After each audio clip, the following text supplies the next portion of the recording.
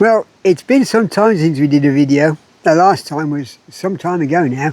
And so to bring you up to date on what we've done, this was the area that we had before for the potatoes. This year we had 140 pounds of potatoes, but the ground was going this way because, as you can see, there's a slope this way and this way. So in an effort to preserve the potato area, we put up these boards. They're 8x2s and they go into the ground obviously, but because of the slope, there was gaps at the bottom here because we tried to keep it as level as we could horizontally. So we've had to bank it all up with this stuff inside. Excuse me. But the object of the exercise is to stop all of this sliding this way, which is what he was doing. So these are my prize-winning Swedes, which I planted and which are feeding the bloody insects around here more than they're feeding me. But I planted some Swedes earlier in the season, but the day after I planted them, we had heavy rainfall and it washed them all away. So we put them up here, and this is what we got so far.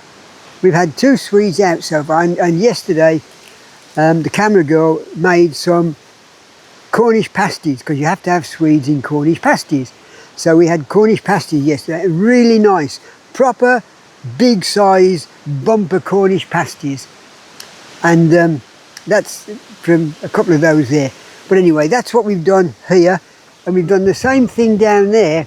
I've started that one down there, which you can't see from up here, but that's a bigger plot, because all of that is all of this area slopes down the hill that way. So what you can see down there is all of this from here goes that way. So the rain washes it all that way. So in an effort to stop it, we did that.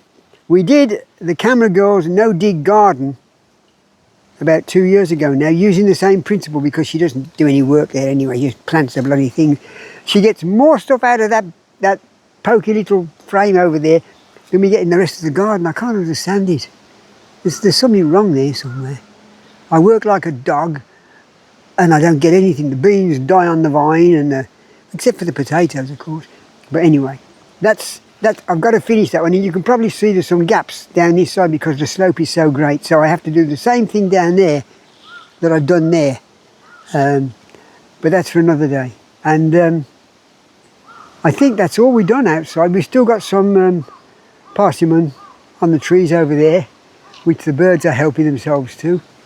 The camera girl's had plenty of those, and she's made some fruit with alcohol out of it. But I think that's about all we've got to tell you at the moment. It's going cold, I'll tell you that. It's not so bad now, but early in the morning at 6 o'clock it's bloody cold. And I think that's it really. I've got to tidy up all of this here. It's a bit of a mess because we've been dumping stuff here. I've got to get the chainsaw out and cut up all that wood. And that there, this I should say, this here, this is the pit where we do the baked potatoes. I was going to move it over there to give me a bit of space, but I've decided to leave it here and to cut that accordingly. But anyway, that's all I've got to tell you at the moment. Excuse me. I'll give you an update on the next job when we've done it. I think it'll either involve the kitchen or the shed, but we'll do an update on that when we've done a bit more work. In the meantime, that's what we got to show for our efforts over the last couple of months or so. That's it, I think. Time for a cup of tea and a chocolate biscuit.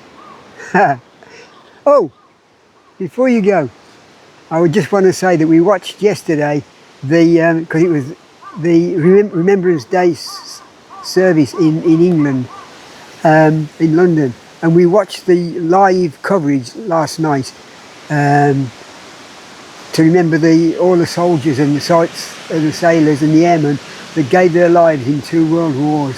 And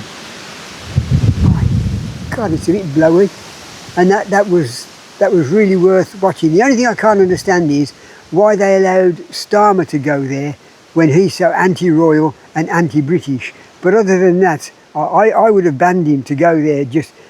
He's just all about shutting down England and making us into an Islamic country. So I would have said, Starmer, you don't belong there because you don't believe in the royalty and you don't believe in the people of Britain. You only believe in your own socialistic thoughts. So that's all I want to say. And that's it. Okay, that's it. Time for a cup of tea and a chocolate biscuit.